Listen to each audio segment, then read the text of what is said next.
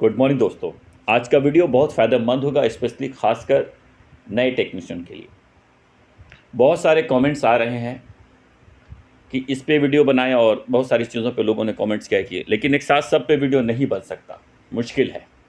तो खैर, आज जिस पे हम लोग वीडियो बना रहे हैं, चिलर सिस्टम में अगर मान लीजिए कुछ सिस्टम में प्रॉब्लम है, फ़िल्टर ब्लॉक हो गया है, फ़िल्टर कोर चेंज करना है। चिलर सिस्टम में फ़िल्टर कोर कहते हैं, तो चिलर फ़िल्टर कोर को चेंज करना है तो पम्प डाउन कैसे करें, फ्रीऑन को सेव कैसे करें। पूरा फ्रीऑन को हमें बचा लेना है। पूरा फ्रीऑन को अगर फ़िल्टर कोड चेंज करना है तो फ्रीऑन को सेव कैसे करें, बचा कैसे लें, तो वो इस वीडियो में एक्सप्लेन किया जाएगा। बहुत इजी और सिंपल है, एकदम सरल है। वीडियो थोड़ा बड़ा हो जाएगा एक्सप्लेन करने के लिए, लेकिन एकदम सरल है। तो फ़िल्टर कोड पहले तो चेंज क्यों कर रहे हैं, क्योंकि ये सिस्टम में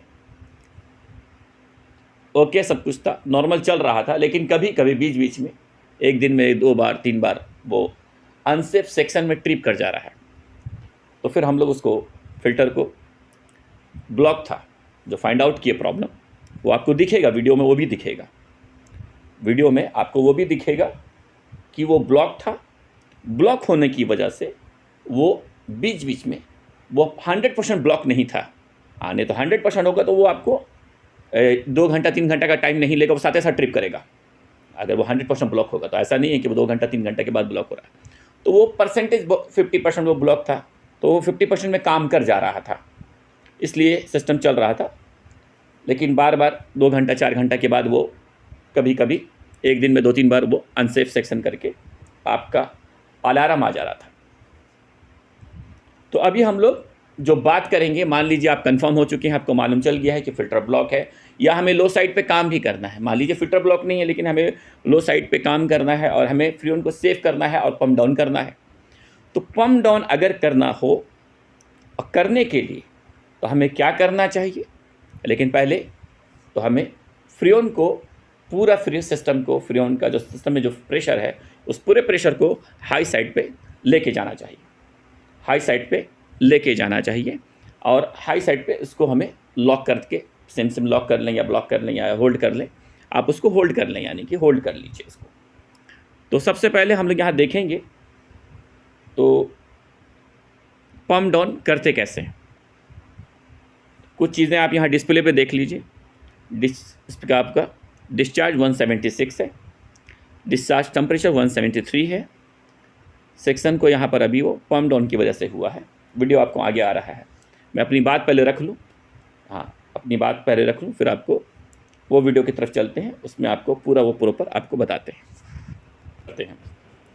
सबसे पहले आप यहाँ पर देखें, सेक्शन प्रेशर 32 है, टेम्परेचर सेक्शन का 50 है, डिस्चार्ज जो टेम्परेचर था आपका 175 था। हाँ ओके। एक्सपेंशन आप यहाँ पर देखें, एक्सपेंशन 100% खुला है।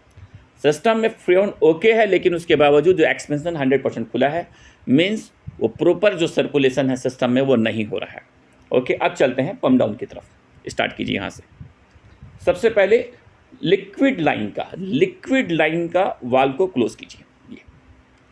तो ये वाल्व को आप इसको रेफ्रिजरेशन वाल्व भी बोलते हैं। तो लिक्विड लाइन में जो एक वाल्व है, फ़िल्टर कोर के बाद इसको आप स्लाइटली टर्न करें, बस यहाँ से आपका लॉक हो गया। अब जब ये लॉक हो गया, पूरा फ्रीऑन यहाँ तक यहाँ होल्ड हो जाएगा, ये लो साइड में जाने नहीं देगा, पूरा कंडेंसर पे। ओके, ये सेक्शन लाइन है। ओके, इसका कैप खोलिए। बहुत इजी सिंपल है, सिंपल। दो वाल्व को आपको बंद करना है, लिक्विड लाइन और सेक्शन का। लेकिन लिक्विड को बंद करके 1 मिनट अभी बंद नहीं करना है इसको। हाँ, इसका ग्लैंड को लूज़ कीजिए, क्योंकि लूज़ करेंगे तो क्या है, ईजीली है आपको वाल्व को क्लोज़ करना है। ग्लैंड को अगर लूज़ नहीं करेंगे तो वाल्व को जब क्लोज़ करेंगे तो बहुत जाम रहता है, टाइट रहता है। तो बेहतर है, अगर आसानी चाहिए ईजी तो हाँ आपको, हाँ देखिए कितना ईजीली हो रहा है, कितना फ्री है यानी कि। तो वो आप उस ग्लैंड को लूज़ कर लें, लेकिन उसको भूलें नहीं, टाइट करना पड़ेगा। तो लूज़ कर लें ताकि आपको क्लोज़ करने में आसानी, बस काफ़ी उतना। ओके ठीक है। अब सिस्टम में आए। ओके, हाँ अब सिस्टम को चालू किए। आप देखिए, आप सेक्शन 32 है। ओके, डिस्चार्ज 176 है,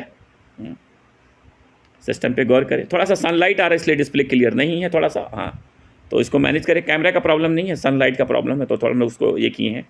ओके 27, 11, जस्ट 5 से 10 सेकेंड में ही ऑटोमेटिकली वो प्रेशर आपका ड्रॉप हो जाएगा और वो खुद ब खुद ऑटोमेटिकली वो कट ऑफ हो जाएगा बाय लो प्रेशर। -6 आ गया आपका। अब -6 आ गया है, अब हम लोग जाएंगे सेक्शन की तरफ। सेक्शन की तरफ जाएंगे,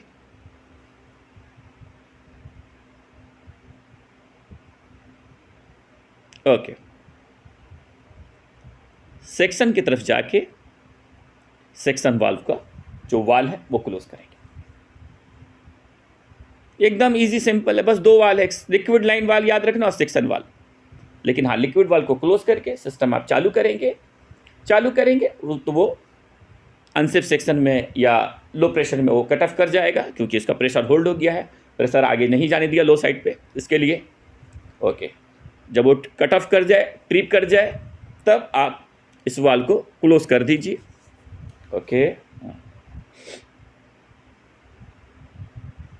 ओके तो फुल टाइट कर ली ताकि प्रेशर पास नहीं करे।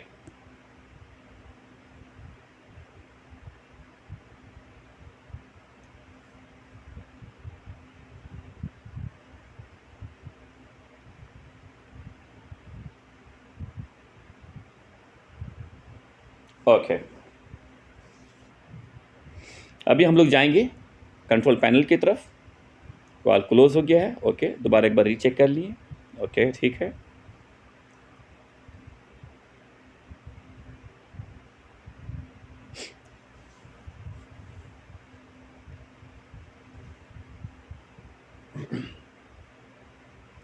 पैनल खोलिए इसका, ब्रेकर को ऑफ कर दीजिए।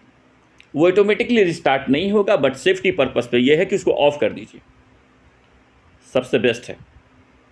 क्योंकि जब तक आप रीसेट नहीं करेंगे स्टार्ट नहीं होगा, लेकिन ऑफ कर भी देंगे तो कोई प्रॉब्लम नहीं है, सेफ साइड है, तो सेफ्टी ज़रूरी है। अब आप इसके डिस्प्ले पे जाएं, देखिए अब आपका वो दिख रहा है ना, आपका -6 140 डिस्चार्ज, यानी कि वो कट ऑफ कर गया था। तो आपको उम्मीद है बहुत अच्छा सा आसानी से समझ में आया होगा। बहुत ईजी, सरल, सिंपल है। वही है, लिक्विड वाल्व को क्लोज करना है, कंप्रेसर को स्टार्ट करना है। जब स्टार्ट करेंगे तो 5 से 10 सेकेंड के अंदर ही वो टेम्परेचर पे वो प्रेशर पे वो कट ऑफ कर जाएगा। जैसे वो प्रेशर पे कट ऑफ किया, बाद में आप सेक्शन वाल्व को क्लोज कीजिए, और बाद में उसके बाद आप ब्रेकर को आप बंद करके आप फिल्टर को निकाल सकते हैं। ये पार्ट 1 है। पार्ट 2 में दिखाएंगे कि फ़िल्टर को कैसे निकालते हैं। और ये वीडियो ज़रूरी था कि जो प्रॉब्लम हम लोग फाइंड आउट किए थे, कि बताए थे कि अनसेफ जो आ रहा था, वो देखिए आप, कन्फर्म फिल्टर जो कोड था वो ब्लॉक था, इतनी ज़बरदस्त उसमें गंदा है, तो इस वजह से ही वो अनसेफ सेक्शन कभी कभी वो आ जा रहा था। ये फिल्टर कोर्स का गंदा है। इस वीडियो को लाइक करें, हमारे चैनल को सब्सक्राइब कर बेल आइकन जरूर प्रेस करें। हमारी